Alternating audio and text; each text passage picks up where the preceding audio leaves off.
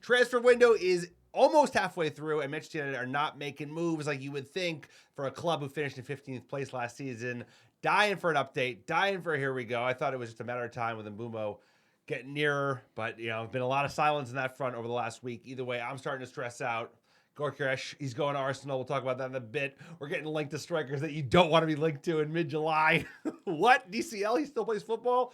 Either way, sir, I'm starting to sweat. I'm starting to get nervous. The heartburn's growing. How we feeling? How we doing? I thought we'd have more than 2 players in, one of which is an 18-year-old, basically for the academy.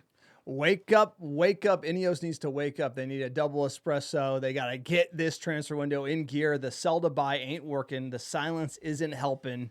Other clubs chipping up, making big moves. Arsenal, City, Newcastle's trying being rebuffed, but I feel like the Mbuemo, Dragon, no news. We need him for preseason. We need a striker as well. The options we're now starting to look at, it's like Ed Woodward, like getting to that discount bin at the dollar store. We're talking DCL on a free. I'm good. Like we have Rasmus Højlund, who outscored him in the league last year.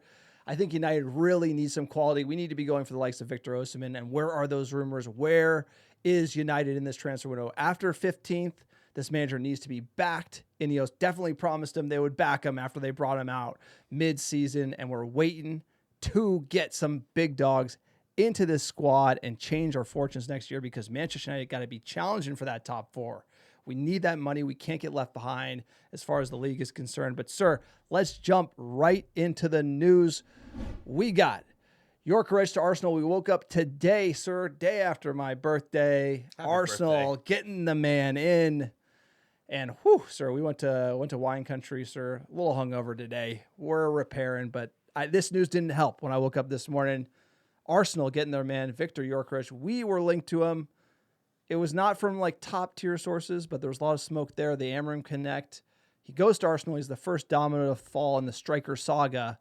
I felt like if Arsenal didn't sign him or maybe went for Sesko, we could have gotten him. How are you feeling about Arsenal getting Gyökeres and United getting left behind? I don't think this is the birthday gift that you wish for. Happy birthday, by the way, sir. It was a celebration. I set a new record. I set the record for Guinnesses in England. I think I set the record for red wine in wine country yesterday. This is not that unexpected. There was some rumors, like you said a couple weeks ago, about Viktor Gyökeres coming to United. There's been rumors about every striker on the market at some point coming to Manchester United.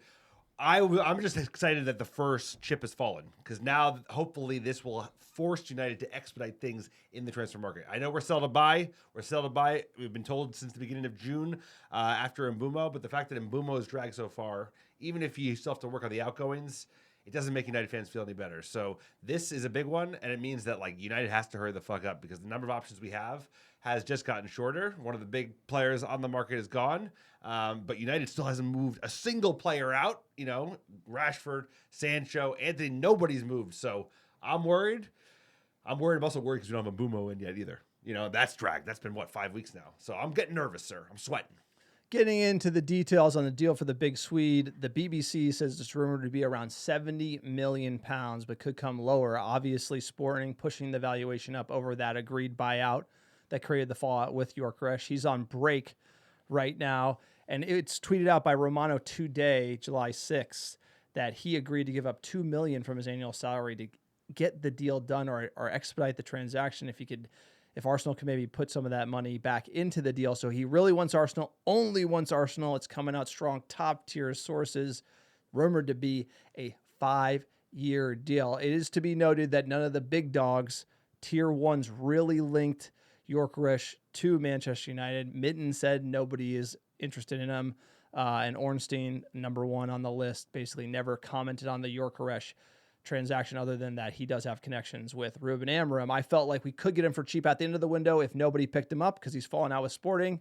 But right now, going to Arsenal, I'm not that worried. He has a prolific record in Portugal. I felt like United would almost be too big of a club for him, and Arsenal probably will be. The transition is going to be difficult for him. There's a lot of risk. It's a lot of money. I wouldn't hate getting the guy, but I would much rather go with the Osimhen angle, or even like an Ollie Watkins that has EPL proven versus like a Gyökeres seems like a high risk, high reward type of signing, and United always gets burned on those. No, I think if he came to United, there's a high likelihood that it would not work out. I actually think I mean, he's joining a really great team in Arsenal. They've been missing kind of an out-and-out number 9 who can just bag in goals. So I think it will go well, but I also think Arteta is a bit of a muppet.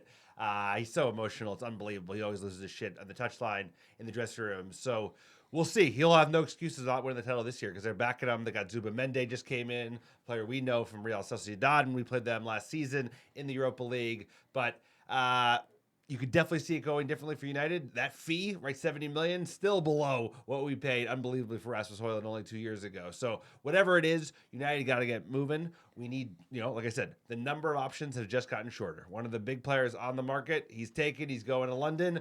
And that means that there's only, there's one less player now from our crop of players like Viktor Osimhen.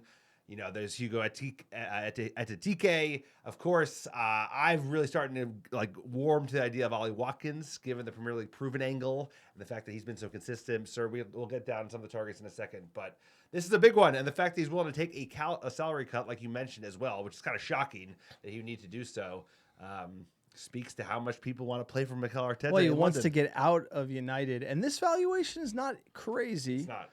But I just felt like, if you look at Gyökeres and how he scored a bunch of his goals at Sporting Lisbon off the wing, he's playing with the ball in a certain type of way that at United you're not really seeing, and I just feel like we need more of I think Ollie Watkins is more well-rounded, where Gyökeres coming off the right-hand side in different situations, plus playing against the Portuguese defenders. It's just going to be a different look. It's high beta. He's either going to be Haaland 2.0 or just absolutely flop. And there's no real room in between, and we probably need someone who doesn't have the upside as Gyökeres, but doesn't have the downside as Gyökeres as well. I know that's crazy to say, but I just always felt like even if we signed him, I'd be hyped, but I'd also be a little nervous. Versus Ollie Watkins, I'm not going to be as excited, but I'm probably going to be less nervous because I'm going to know he's going to be able to keep us cool. He's a veteran in the league. It's just really the price tag there that gets me a bit nervous. So let's look at what does this mean for Manchester United and the other targets. So now that Gyökeres is off the board, he's the big name. Sesko is out there, but RB Leipzig demanding almost 100 million euros for him. So no way United is going to meet that valuation. You can cross Sesko off the list. We're not going to be involved in that as well. Ollie Watkins, we've been linked. The rumor was 60 million pounds from solid sources. Villa are in financial trouble. They need to deal him. Next would be Osimhen, 75 million euro buyout release clause from Napoli. He's got those big wages, though. Again, United are trying to get rid of big wages. Could you replace Rashford's wages with Osimhen? Sure. We're desperate. We need goals. Need somebody. You can't just be 100% on the wage bill right now. We need to make moves. And then, obviously, you're getting into the horror show, Dominic Calvert-Lewin. We'll talk about this deal next. But if you look at the smorgasbord of strikers, I'm going with Viktor Osimhen as probably the number one, followed by Ollie Watkins. Why not get both? You're probably going to get an Ollie Watkins in a DCL or an Osimhen in a DCL. But United, we need to see movement on those bigger names and fast. And I feel like we're just, every time we get too slow in the transfer window, we get burned at the end because valuations don't go down. They go up when you're desperate and you need to sign players right through deadline day. Unless there's some hair on it. And even this player who's going obviously to Arsenal, he developed some hair throughout this transfer window, right? There was so much drama with Sporting, given the promises made, promises kept, were promises even made in the first place. It just became a whole mess. And then there was infighting. That always gave me some concern. United, it's a fucking circus. Do we want, I'm not saying he's a clown, but you don't need someone who's already got some kind of hostility with their parent club in the past, with a new club. So that would be a challenge. Talking about options we have available, like you said, you went through the list.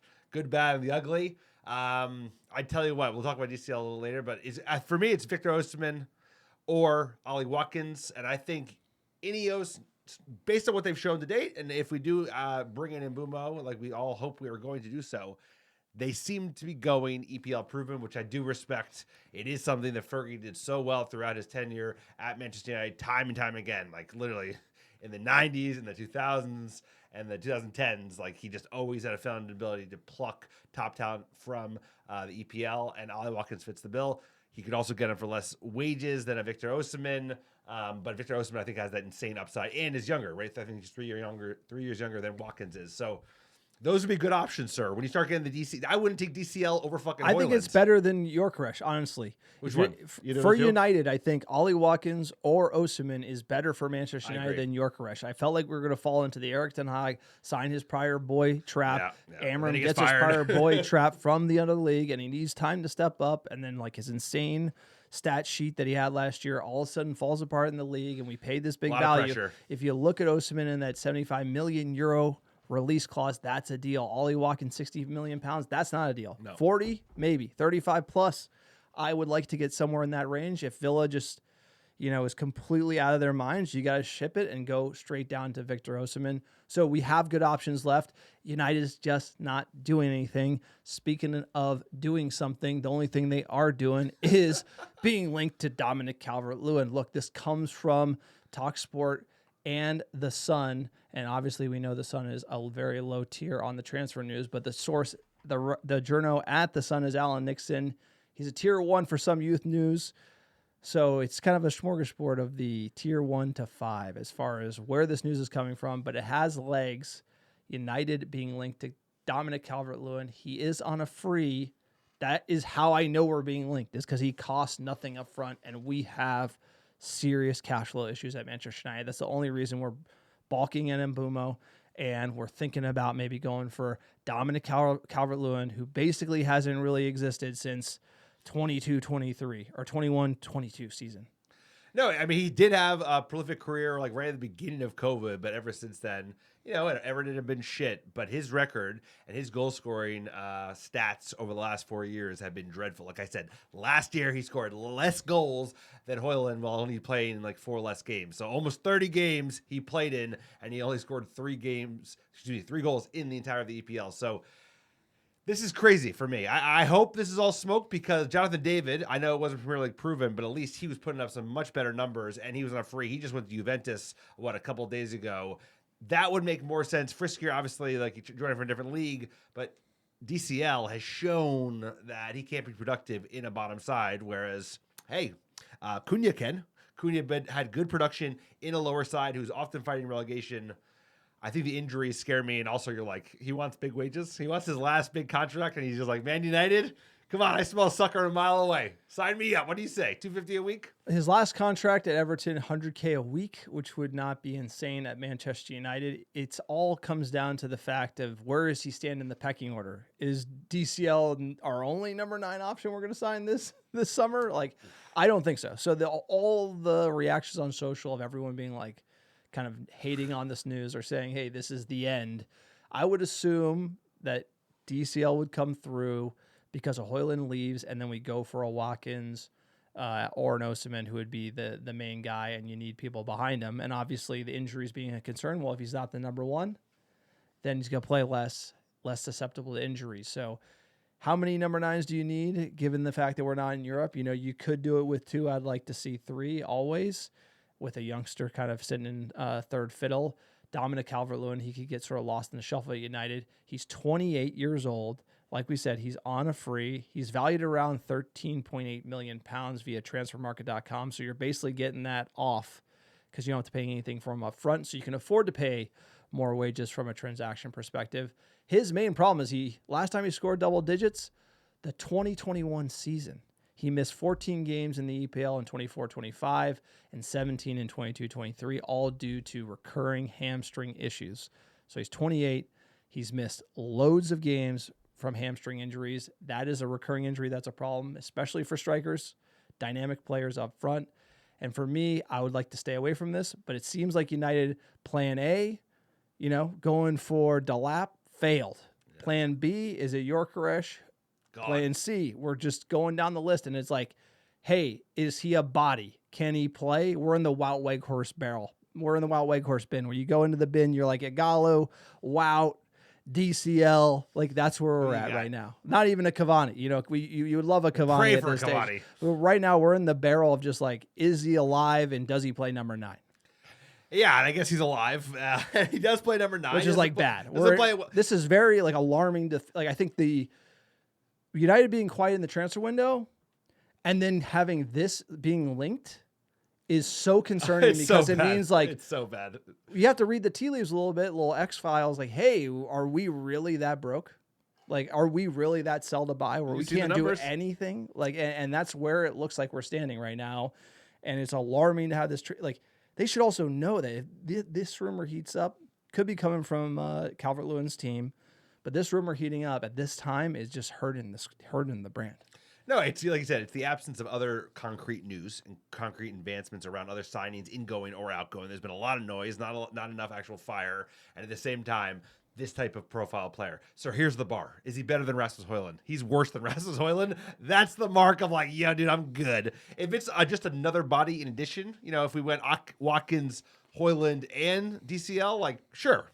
Another body. We do need strikers. We haven't had enough strikers since 2013. Go for it. But if you're like rip and replace, I can get something for Højlund. I can use that to finance the first year or two of a deal with an Ollie Watkins or with an Osimhen, and then you have him as the backup. I can see it. I can see INeos doing it, but I just think he's kind of a he's kind of a bust in making. We're kind of poo-pooing Dominic Calvert-Lewin. His stats are bad. Healthy DCL scoring goals could be a legit player. Like he has the dynamism, he has the athleticism. He's good with his head. Good, he could beat a man out wide. Like I like the profile of player, but just he's kind of gone bad, right? And he has gone bad over like not 1 year, 4 years, not 2 years. It's 4 years, and so this is alarming right now for where United are. And this makes me a little like the silence and not getting things over the line. Plus, now this just makes me a little nervy. But let's get into the deal that could be exciting us. It is Mbuemo, sir, coming up. Actually, we're talking about this meme. The Odion Igalo, Wout Weghorst, Rasmus Højlund, and then Dominic Calvert-Lewin train. It's a funny tweet. Somebody talking about the hysterical strikers of old that we went for. How are we feeling about the quality of the striker? We're in the bargain bin, like you said, and DCL is not making anybody feel good. It's, increasing all of our respective blood pressure. And I think you said it. It's the absence of other news that is making fans nervous. It is what's making me nervous. I feel nervous just sitting next to you because right now you see other clubs making real moves. Like Brighton have brought in a bunch of players. Liverpool have brought in a ton of players. Arsenal are just kind of getting going, but all of a sudden, USMNT, they're going after their winger from Chelsea, whose name escapes me right now, and obviously Gyökeres is speeding up. But Mbuemo is the player we all care about, because he's next up, and United can only do onesie-twosie. He's a big one. He's an exciting player, but the fact that we're still talking about him, not talking about what number he's going to wear or what he's wearing at Carrington when the player's about to show. I think they're showing up. Some of them are showing up pretty soon, sir. So how are we looking? What's the latest? More of the same? Yeah, so for Mbuemo, Brentford were pitching a higher fee than Cunha given his stats. We broke that down on the last podcast. That's kind of BS because the difference in stats came from penalties. And if you look at non-penalty XG, Cunha actually is right there and then outperforms him in other advanced stats. So the valuation argument from Brentford is complete bullshit. They're just going to drag this around. They're looking for 70 million. The Sun, Alan Nixon, says it's around 65 million. Regardless, Brentford holding the hard line, and I think we should let them pound sand. This is one where the Ed Woodward playbook is to pay up. Ed Woodward pays up for this player, and I cut him loose. I would right now this deal, two bids, see you later. I'm already on to option 2 and 3. You need smoke. You need other options. You need to negotiation is very complex, right?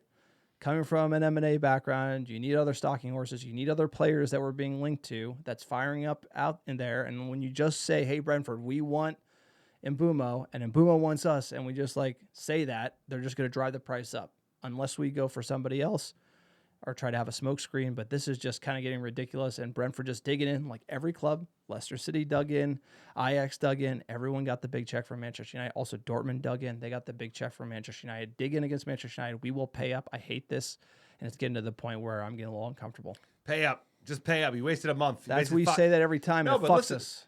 We've wasted 5 fucking weeks. We have to get this player in, and there's no second priority because United have already showed their hand. We need another number 10 to play on the right side to complement Matheus Cunha, also someone who's EPL proven with goals.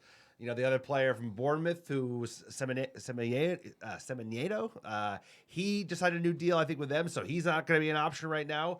This is a great player. I think this was pretty close to what they quoted in the first place. The problem is United likes to drag their feet, and this transfer's been dragged 70 out. mil ain't it, dude? He's 65, bro. He's worth 65 all day with 20 goals in the EPL. 65 with add-ons. Yeah, but it's a fucking rounding error at this point. It's taken 5 weeks. Get the deal over the line.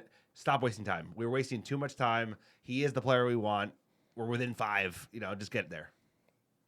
Get there. I think you got to break the chain. No you got to way. break the wheel. Like this triple bid, United pay up to what everybody wants that we do every time. We need more no's. Manchester United need more no's, then we need to do other deals. Like, I feel like Brentford clutching their pearls over this 70 million, and then we leave them at the dance. They're going to come crawling back to Tottenham. Then they're going to not get this price. So I just feel it's just kind of one of those things. It's just like, I don't. No, but you got to let people know. You got to deal with people. You got to let them know. And I just feel like United, just as it relates to negotiation and getting deals, we're not a serious club. If we pay 70 million pounds for this guy, we're getting to we're approaching, we're leaving the fair price target. Like the 60 million was probably fair. 50 to 60 is probably fair, I would say. Especially when you look at the non-penalty XG stats. You look at Cunha, that's a fair deal. Maybe at the higher end of fair.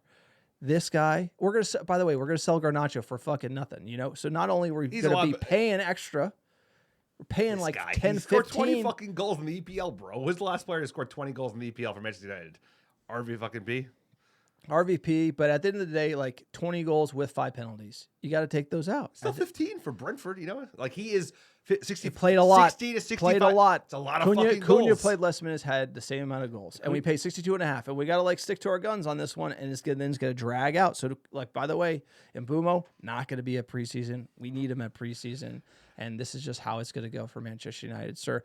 Next bit of news here. We got the Cunha gets handed the number 10 shirt. Marcus Rashford doesn't play for Manchester United anymore. He was the number 10, so I believe you got a Rashford 10 jersey. Officially putting the curse on Marcus Rashford as he heads out the door. Now Cunha's getting a number 10, and that means he's going. That means he's going.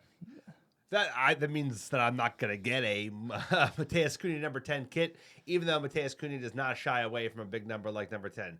It seems like we've got a lot of curses. I don't know if it was me or the fact that a big number. Number 7 has been. Yeah, dude, Mason Mount's been fucking terrible. He's he's a terrible sign-in as well. So Rashford, this says a lot. It says a lot about Cunha. Cunha asked for it. He's like, I wanted to be number 10. I want the number on my back. Apparently he did a similar thing at Wolves. He's a big-time player, bro. That's what I like about Cunha. He's a big-time player. He's got personality. He's got a bite to him. And we need a new generation. And unfortunately, I did not want it to play out this way. I think Rashford's a terrific player and should be our all-time scorer. I agree with you. But is gone bad, and he needs to go. And this signals kind of a rebirth of like, yo, there's a new number 10. Your future is not with us. I think this speaks volumes beyond just saying, hey, we don't want you back. When you're like, yo, you lost your fucking number. That's a big deal. He's had it since 2018. So I think it's important for both Cunha to come in, and hopefully he can earn that, and it doesn't fucking weigh down on him. And at the same time, yo, Rashford, you better figure out a deal to make it work with Barcelona because we need you out. No, this is it. It's a signal that Rashford is definitely not playing for Manchester United ever again. I think we all knew that, especially when they went to Villa over playing for United, which I wouldn't say would be an upgrade, but that means you really don't like Manchester United, which is kind of crazy considering like the history and everything. I think the club has given him over that tenure, and it's kind of gone pretty south real quick. I mean, we paid him like this insane contract. We basically gave him a decision in the next manager that we would hire. We basically gave him everything, and he just is like, hey, you know what? I'm done with Manchester United. I need to move on. Barcelona links heating up. We talked about that. Romano tweeting it out. It's like tier 3 sources that Barcelona, because Nico Williams re-signed with Bilbao, that Rashford is now the next man on the list. Barcelona is going to haggle with us. They're going to haggle us down. They're not going to be paying $40 million. What are we going to get for Garnacho? We can't be these 5 to 10 million bumps on the buy and then the 15 discount on the sell. They add up to like us losing money on every single deal we do. And that's just kind of where you have to hold the line somewhere. Unfortunately with Rashford, we don't have any leverage. So as long as we can get those wages off the books, it's a win. I never got the Rashford 10 shirt anyway. I thought he should have probably been our number 9. Yeah, well, he's pretty good on the wing, wasn't he? And he was creating chances at one point when he was playing his top football for Manchester United. But I saw him like as a 7 or like a 9. I just kind of 10 was always like 10 the way like Rooney did. Like he could play all over the front four. It's a bummer how it turned out, but hopefully sometimes like other teams' misfortune turns into United's fortune. We always needed somebody to do us a favor. Nico Williams seemed to be destined to go to Barcelona, and then the La Liga chief started like pushing up dirt that says like this deal could not be valid anyway. This feels like another loan coming to Barcelona, like all day. Like they still pay. We pay a good portion of his wages. No, I think we're selling. I don't think it's going to be lower than we want, but we'll sell him. We got to sell him. We just need to get him out. I'm not of like the Garnacho is just like spoiled milk and needs to be poured out. These guys need to get gone, and you need to take whatever deals you could have. But it's going to be cheap, and it's going to be cheaper than 40 million, and it's going to be a shame. Dude, Dogu was 30. Yeah, he's 25.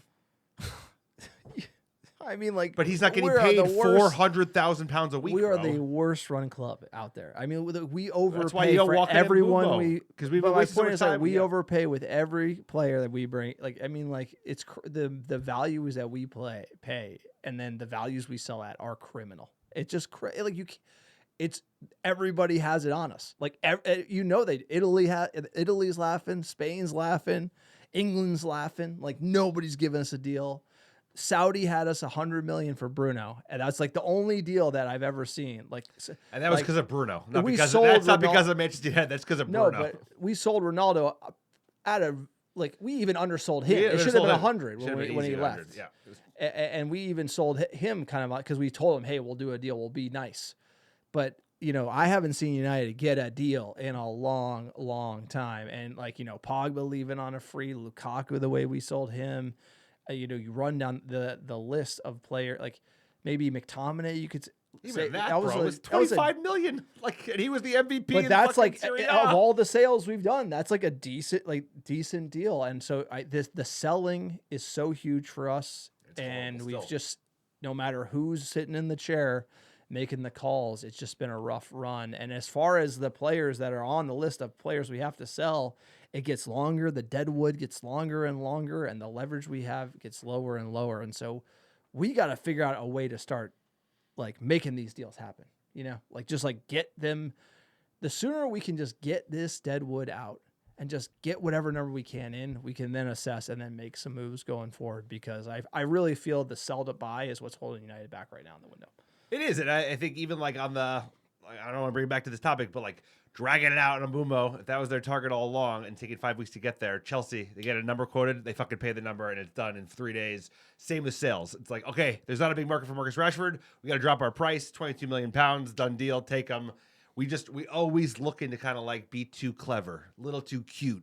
The original Jadon Sancho loan deal, right? We could have been like, all right, give us 11 million pounds. He's fucking yours. Move on with our lives. Instead, we're like, all right, it'll turn into this. If it's above 14th, oh wait, you could buy out for 5 million. It's just like you're overthinking it. Just keep it fucking simple and get bodies out the door and bodies in the door. We need to get the bad personalities out, and we need to get like hardworking players in, because this whole thing is going to fall apart unless Ruben Amorim has 11 dogs that are willing to run through brick walls for him. And right now, he has largely the same team that finished 15th place. Yeah, look, and it's coming out of good sources on the Barca front. So this is positive for Manchester United, maybe getting probably the most valuable player that we have, like off the books, which could be huge, sir. Next story here, we're looking at Diego León, official. Tell us about the young Paraguayan international. He's joined up as our second signing of the summer, sir. He's got a lot of dog in him, coming from the Paraguayan League, Cerro Porteño, hometown club. He played 33 senior games, scoring 4 goals. It's a $7 million deal. It starts at $4 million with $3 million in add-ons. Now, his future, at least his near-term future, is a little undetermined. The club has kept it coy in terms of like they don't really know how well he's going to adapt to the top flight game in Europe. It's a big step up for anyone coming from Latin America, but even more so for not one of the tier 1 teams in Latin America or tier 1 leagues, right? That's not even quite the Uruguayan league, the Paraguayan league. It's below that. So it should be a big step up. He said some pretty exciting things, in terms of just like the attitude he has.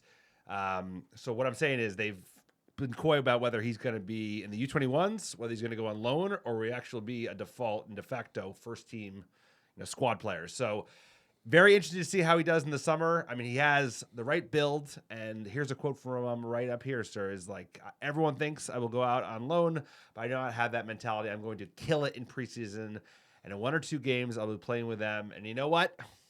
Good for him. We need that type of attitude, even if he fails. 18 years old, and he's playing top flight football, even in a lower league. So we need more dogs like that, and a wingback position is super important because nobody's locked that down, given we have quite a few now at this point. The best is the comment from OK Kashik. Kid just motivated me. Like, hey, what an attitude from this youngster. I love it.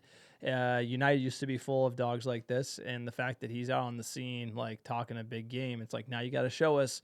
But I have a feeling that when you talk this big game, he's not gonna have a problem showing us, sir. I have a feeling that we got spicy youngster here, and look, it's one of those things where now Dogu's gonna be looking over his shoulder, and while Dogu, was reliable, had an engine, could get up and down, that attacking product was just not there. The decision making, it makes sense. He needs time. Give him a year. We just threw him in deep and did pretty well, but we just need to get every game he started. United need players that can help us score goals in the wing-back system. There's just no way to get around it. Amram needs that to work. The whole reason you play that system is to get those guys wide and link up with the 10s and the 9 that's in the box. So, we need to find players who can do it. If he can, he will play. It's as simple as that. Not a lot of guys at United. We need everyone to play well right now. like, hey, Ugarte, enjoy that vacation. We need him coming back fit, ready to go. We need everyone to play above the rim at United right now because we do not have a lot of reinforcements. And this manager has got both hands behind his back, ready to get just absolutely clocked by the EPL and the English presser. So we need to give Amram some ammo, and sometimes it comes from a youngster. So hopefully León is one of those guys that can break into the team and make a big difference next year. And we need some surprises to start coming our way. We talked about how bad the transfers have been. We talked about how slow INeos have been out the blocks. But the one thing that has been encouraging are these youth signings, the Cheetos, the Sesko Kones, the Aiden Heavens, and now the Diego Leóns of the world. And or even the Dogu. I never heard of him, until we bought him. And he shows a lot of promise. For sure. He's still very rough on the edges. Probably shouldn't be a starter, but we need somebody to come good next year. Probably a little sooner than it's fair to them to come good. And he just looks like another option. High level of physicality, right? He's a little bit of a unit. He's got good pace. It's going to be a big step up for him into the squad, but he fits the profile, and we have recruited. That's the one thing we've been doing well is the youngsters have been good. And our one for the future is just that we need players right now. That's my concern is we need players who can do it 5 weeks from now, August 15th or 16th, whenever it is. Let's hope he's one of them. Quickly, before we jump into fan questions touching on the Gold Cup final, the U.S. men's national team fall to Mexico. Unfortunately, Pochettino, the U.S. men's national team, not our A team, not our best, but as our B team struggled against a young Mexican side. They were fired up all over us, sir. What did you make of the match? Yeah, we came in the blocks high. We got this kind of it wasn't controversial, but it was just over the goal line, but there was no goal line technology. It did look just about over. So right impact early, but Mexico possessed large parts of the game. I mean, they really did dominate it from the chances they were creating. I feel like United States were pinned back for a lot of the game. It looks like we were, playing a team way above our caliber, whereas recent Mexico-U.S. games have been scraps. They've been testy, but this felt like they just, they had most of the possession, most of the chance, shots. most of the everything. They were a much better team, and they looked dominant. It's not our best team. No, look, but it looked like we're on the back heel the most of the game, and they deserve to win. Yeah, but here's the thing. In 2020, reason why we're talking about Gold Cup is this is how we can kind of find the next guys up for 2026. And the World Cup for the U.S. men's national team is going to be huge. And for us, America Red Devils, big fans. Go to every World Cup. Sir, we've been to Brazil, been all around, even went to Qatar, Middle East for the World Cup. We will sure be going to the games in the U.S. and traveling with the U.S. men's national team. And a lot of big players took time off. This team didn't look too great. Pochettino, long stare on the touchline. We need to step up. This is our World Cup in 2026. Come on. We got to show up. And no one's going to remember the Gold Cup, losing the Gold Cup to Mexico if we go deep in the World Cup. So let's hope that we can pull something together, sir. Because Mexico looked fired up. It's also their World Cup. They're on the rise, Dude, they They're do. They had a bunch of young kids that look very scrappy, very talented, and very young. They just look like they have a young, which is what you want. Spain has, in many ways, there's some really exciting youngsters in the United States, but We got to grab the moment. And right now, I have not been impressed thus far. But like you said, it's not really the first team. But shit, bro, like the World Cup is 12 months away. It'll be here before you know it. All right, jumping into fan questions. We tweet this out before we do the podcast. We're dropping the pod on Mondays now. Also, you can find the video on YouTube. You want to comment, check our Twitter at USA Red Devils. Post fan questions. You comment. We will answer questions on the podcast. Starting off with at SC1201. We're not going to win anything of importance until Glazers INeos sell. I also believe Amram's going to leave next season when the team struggles due to lack of depth, and we're going to be back here again trying to sell wingbacks because we want to play a 4 at the back again. This is a great tweet. This is coming, like, the majority of the fan base that I interact with on our Discord channel. If you're not on our Discord, you should check it out. It's an amazing community, over 1,000 Manchester United fans talking about United, talking about transfer news, also great match day chat. Get over to Discord. Invite pinned on our Twitter profile. Everybody's worried right now. Everyone's really concerned, and they're putting the blame on Glazers and INeos. Nobody's putting the blame on Amram. Everyone thinks Amram should be backed. He's not being backed, and this tweet sums it up. You have to say that right now, almost 2 years in the INeos project, it just feels more of the same. It feels more of the same, and things had to change. The way we did deals had to change. The front office had to change. Having a world-class director of football had to change. And it feels like we're back to like rich guy who knows nothing about football making the decisions, and it's day late, dollar short. I just am at least halfway through the transfer window. It's feeling a little weird. No, it's feeling like INeos are going to, once again, set up Ruben Amram to fail this season, because he was set up to fail last season. He got brought in mid-season. He wants to play a style of play. Okay, make it to January. They didn't back him. We pushed out 3 attackers, all on the outs, but we pushed out 3 attackers, and they brought nobody in other than a fullback to try and help him for the rest of the season. And how did that go? And once again, big work to do. They're in a tough position, but at the same time, like you said, they fired director of football. Like, fucking Sergio Ratcliffe doesn't know fuck all about how to run a football club. He showed that with Nice. He doesn't know how to run Manchester United. He did hire some smart people, and then he started getting in the way and overreaching. And guess what? That doesn't work, and it won't work, and it probably won't work until they sell. And they will sell, because eventually this merry-go-round will just stop, because we'll be running out of money, or the team will just be so shit that, like, we'll be in real trouble. But they are fucking Ruben Amram, and Ruben Amram, like you said, I think it's 50% odds he gets fired next season, and that's probably generous. Well, let's not get into how next season's going to go. I think it's more about like just as like a pulse check on the fan base. There's a lot of people out there that are really upset by criticizing INeos and the Glazers right now. They're really upset. Like, we've gotten emails. We've get like a lot of harsh comments on Twitter and socials about people like defending INeos, and like, I don't know how like they're coming up with this. That's fair play to them. You could be an INeos stan. You could try to say, hey, Sir Jim's like the best thing ever for Manchester United, and just like get into the weeds and try to justify that point. At the end of the day, I'm not trying to be negative. We're trying to look at like, hey, we're sending out polls about it. You think INeos is going to figure this out? Like 90% no. Like, all the comments on our Twitter today is all about INeos and the ownership and how it's exactly like the Glazers. Like, we have sharp fans, and we're only calling balls and strikes and just telling you like, hey, INeos came in. I thought this was like a much better deal than the full buyout, because I was like, hey, they're going to be smart billionaire guys, and they're going to put in real experts in key roles who are going to be given autonomy to make real decisions. And what we saw with that was Ashworth was fired. That's like the biggest red flag in the entire thing. No one can explain that away. You cannot explain that INeos fired Ashworth. Look at the footballing decisions since he was fired. They don't make sense. Loaning out all of our attackers, not signing anyone on loan. Like, it didn't make sense last season. It hurt us going into a final that would have got us £100 million. We needed that money at all costs. We gave Amram nothing. It makes zero sense. It was everything they've done from a PR perspective, nightmare.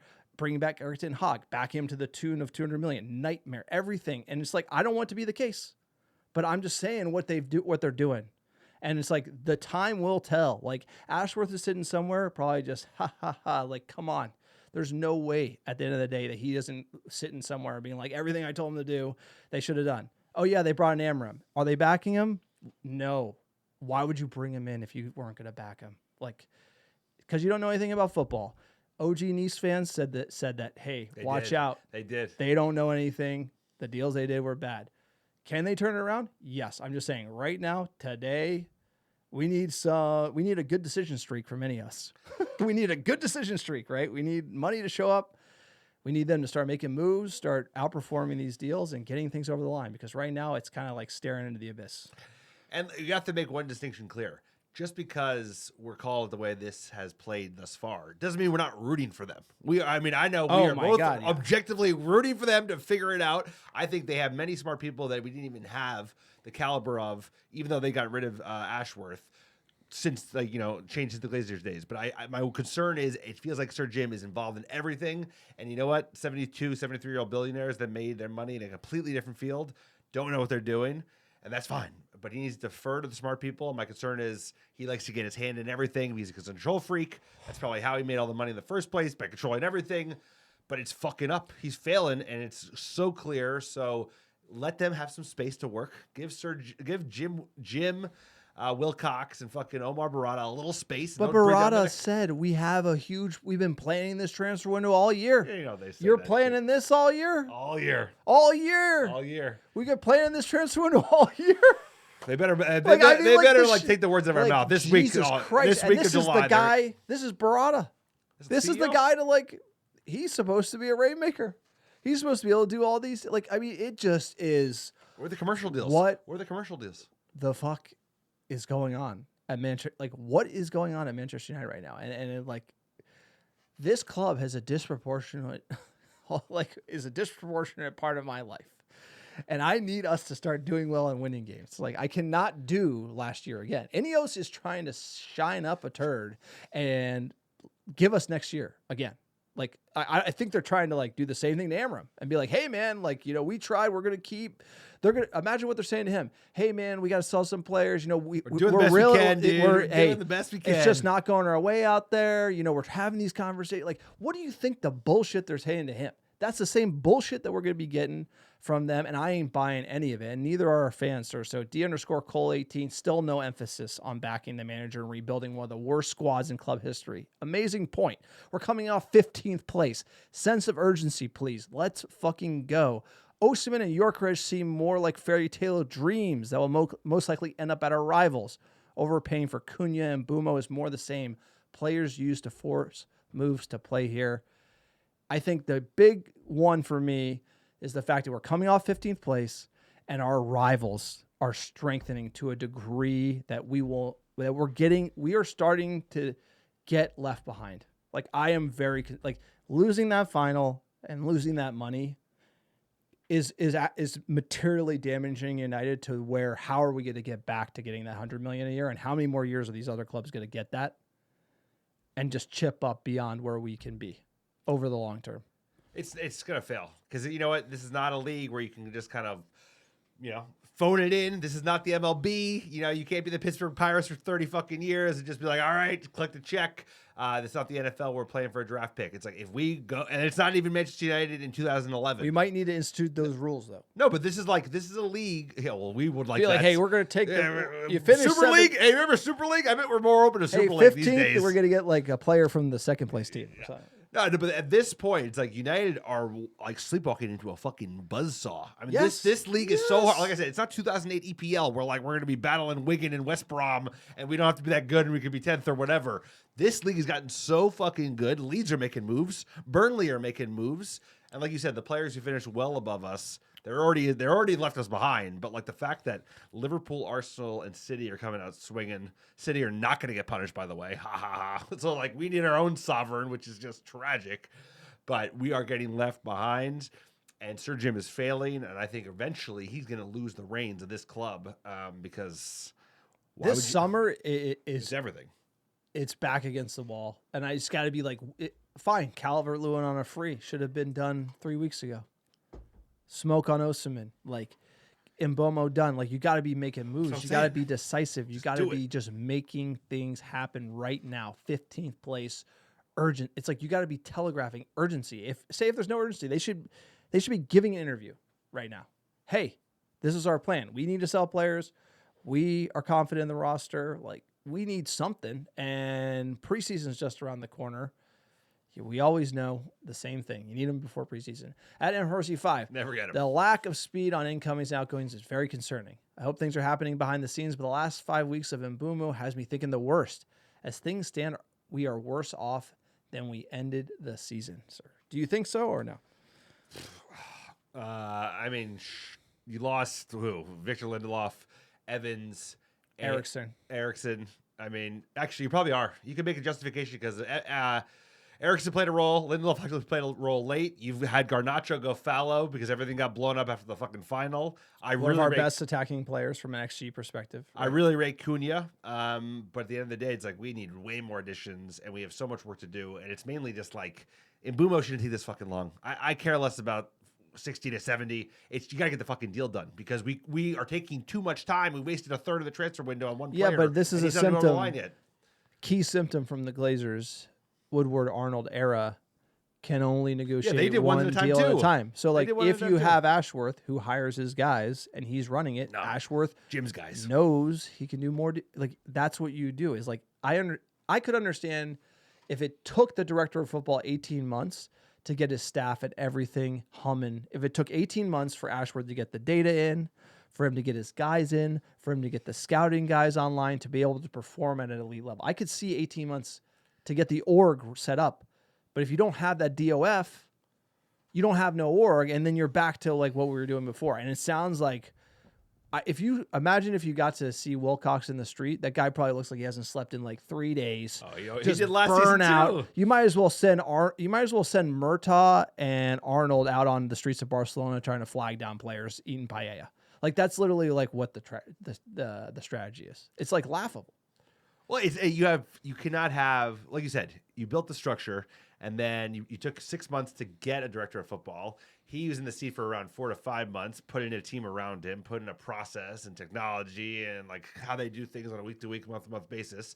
And then right before the January transfer window, you fucking fire him. I'm sure a lot of his staff also went with him, probably to the FA where he ended up going. And now you have half a team with a ton of work to do. And we look much like the same, other than the youngsters who I do like, we look much the same like the old Manchester United, just like you said, onesie twosies. And then on the sales side, you're getting fleeced or just. And you keep bringing Deadwood back. To take on the chin. They're not willing to take it on the fucking chin. Like I said, Donny van de Beek, give him away. Nobody wants him, give him away. Well, he's off the books. That's what they should have done already with Sancho and Rashford. I think they'll get there because they're like nobody wants to pay us for these fucking players. Just cut your losses and move on. Got to move on. At Nathan Forrester, gents, I think we are destined for championship football. We will be taking on some old school Premier League teams, Norwich, Hull. Who says no? We need some humble pie before we return to glory, or some serious action is required, but I'm not seeing it. Look, relegation fight could be coming to Manchester United. I don't want to say that. That's very alarmist. But if you just...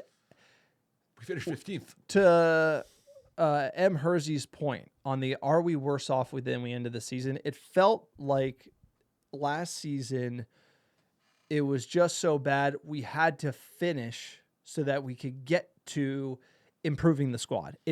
Everything Amram said was, hey, I didn't want to come mid-season.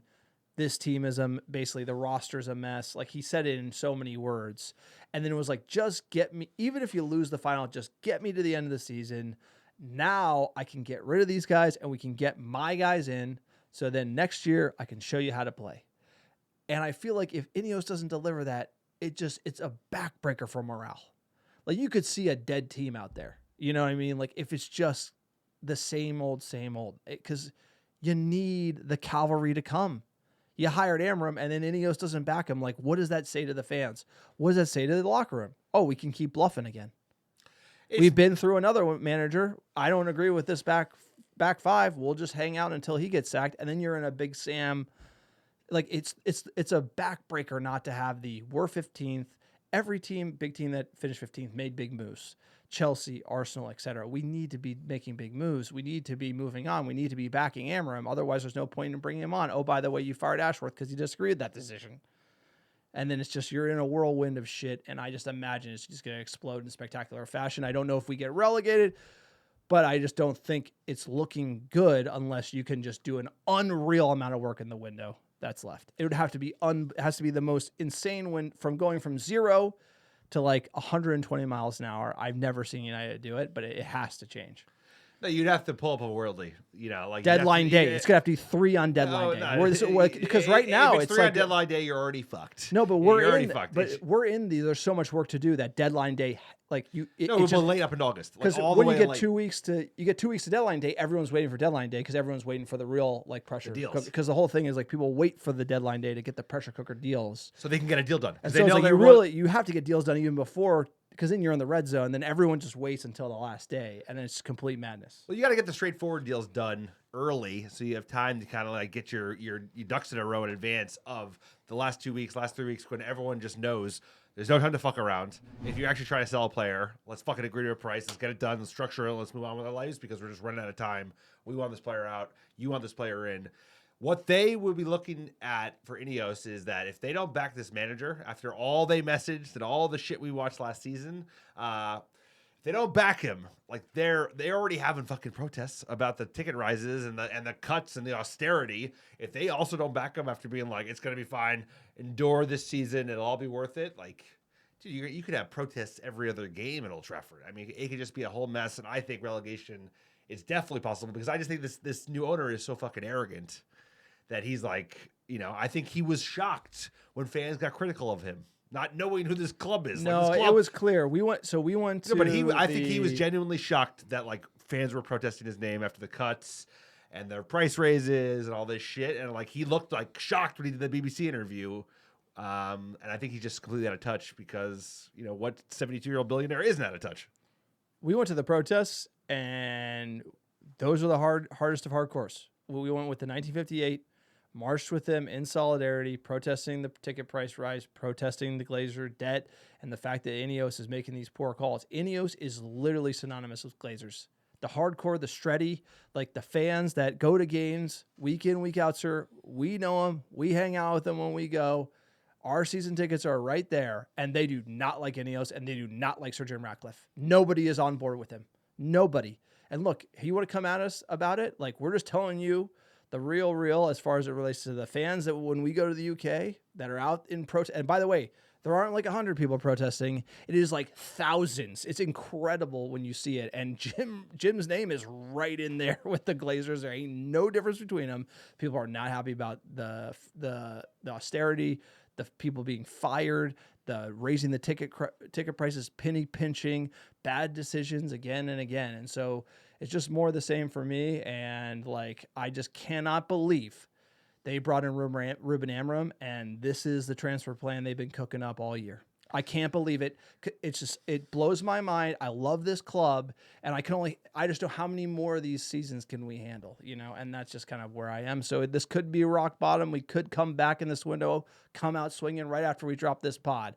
I hope so, because this team means so much to me, and I just need to see this team with a fighting chance next year. We got to have a fighting chance.